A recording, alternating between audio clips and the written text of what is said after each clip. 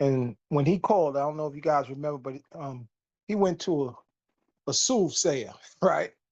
The very people he put out of Israel, the what we call them today, like they, you know, familiar spirits, they called them in the Old Testament, but today they like, forth tellers, palm readers, and people who tell the future. We always looking for somebody to tell our future other than God.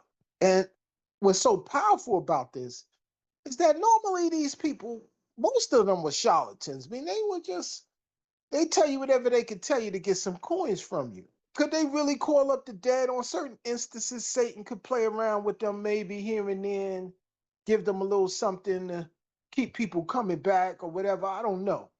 Did they have that power? Didn't know. I mean, divination is called in the Bible. It's real. Demonic forces is real, but some of these people were charlatans, even today.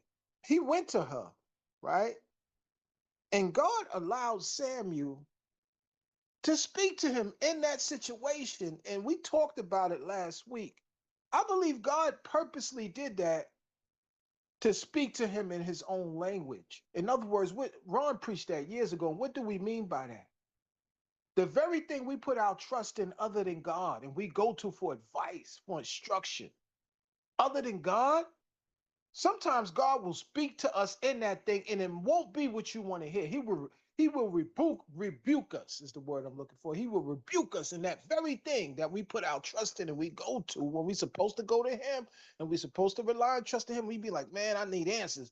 God ain't answering me fast enough. He not moving quick enough. Let me go over here. And that very thing you turn to, God will use to rebuke you. And I believe this is what he did to Samuel. He used Samuel in that situation to do that to Saul.